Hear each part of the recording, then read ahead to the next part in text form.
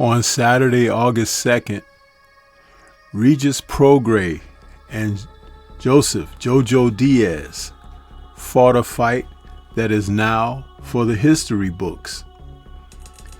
But a special part of that history is the fact that these two fighters brought what fight fans love.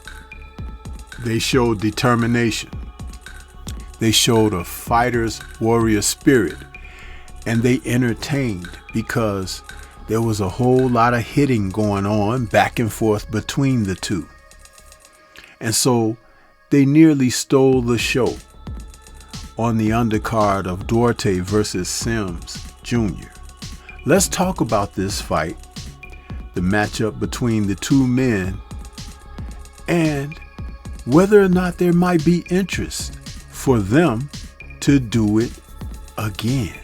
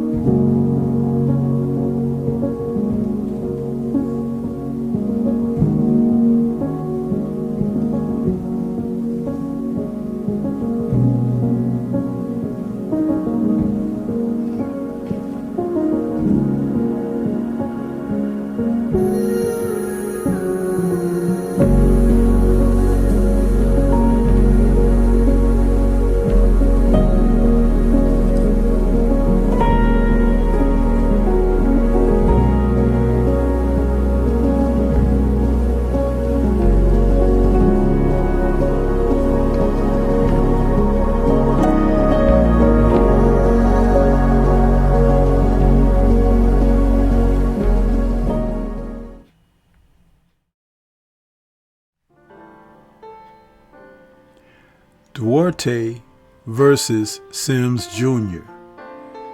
was taking place on Saturday, August 2nd, from Chicago, Illinois, my hometown. And these two men headlined a Golden Boy event titled Nowhere to Run. But the co-main feature was one of uplifting boxing. And that was when Regis Prograis took on Joseph "Jojo" Diaz. These two super lightweights came in, and though both are former titleists, they fought the type of spirited match that people really often pay to see.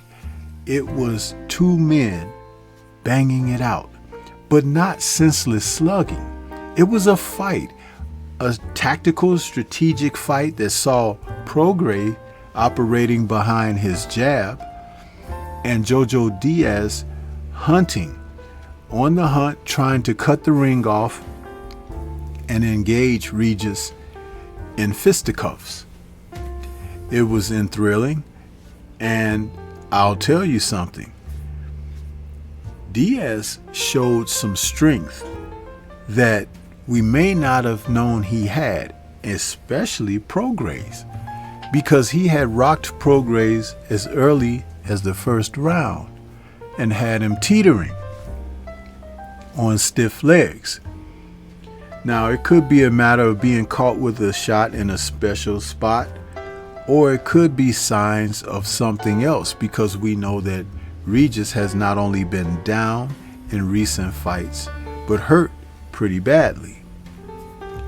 But Jojo Diaz, who's had a series of losses, was saying that this would be his final fight. After the performance that he put on and a post-fight interview, he said he does this for his children and he's looking to battle on.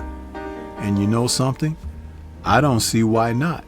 Because the 32-year-old southpaw, whose record is now 34-7 with one draw, should fight on. He's a good fighter. Now Prograis, who's 36 and a southpaw as well, his record 29-3, he may be thinking that it's time to close up shop. He admitted post-fight he's not interested in the youthful guys. He wants to fight for the bigger purses. And there are some fighters out there that he could get matchups with, but the thing about it is, he's definitely an experienced threat in the division. But when these two came together,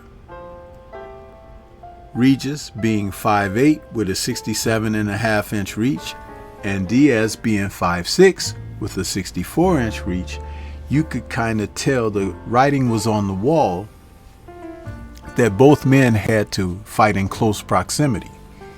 Typically accustomed to someone having longer reach and at times height, they both are accustomed to trying to negotiate the real estate to get closer to an opponent. But because Regis was the longer reaching fighter in this match, he was able to operate behind a jab that saw him win the battle with scorecards of 98-92 and 96-94 two times. It was the type of fight that he really needed to win, but I felt like the fight was close enough to be a draw. There were moments that Diaz would flurry and come on strong toward the end of the rounds. Regis didn't respond to that tactic very well, and Diaz's body work was doing a hell of a job on Regis, but he didn't keep it up consistently. And Diaz did not operate behind a jab himself. If he were jabbing his way in, those are scoring shots. It would set up everything else.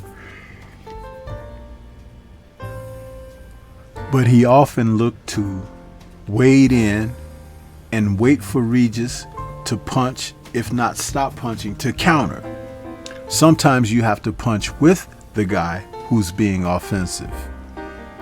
Regis didn't respond to the shots very well in this fight. His legs at moments looked stiff and he looked a little bit off balance. But it was still the type of fight that gave the audience plenty of reason to cheer.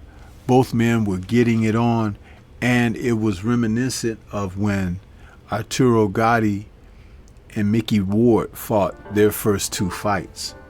Do you think that we could get two fights out of this one? Because it was interesting and entertaining, albeit the co-main, they could headline for their own main if they decide to face one another again. Would promoters pay for it? I think they should, because it was definitely a fight that the fans loved. And Golden Boy would be smart. They could bring it back to Chicago before the end of the year. Wouldn't that be something, to allow these two men, pay them a higher purse, pay them for their efforts, because they're not going to beat the champions of today. And they're not going to beat the young prospects that are on their rise towards becoming world title contending fighters. But they will entertain. They will show the spirit and the gusto. And that's what we ask for at the end of the day. There are so many fighters who do not give their best and are not willing to put it on the line like these two did. There was a cut suffered by JoJo in the fight, and he bled profusely from this particular cut. The ring doctor looked at the cut over his eye. It was on the left eyelid several times after a few rounds, but it wasn't enough to stop the fight.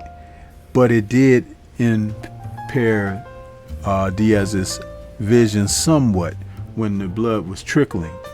But he still fought. He still gave that effort. What I really liked about JoJo Diaz here, and I think that some of us have not had a great appreciation for the gentleman. You look at the losses on his record, 7 now, but he fights like a man that's undefeated. And I have to take my hat off to fighters like he. And I have a great appreciation for fighters like that because they keep the sport thriving.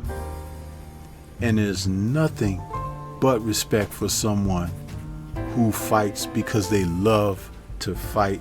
And I'm not talking about being a horrible person out there fighting in the streets, but competing in the sport within the Marcus of Queensberry rules.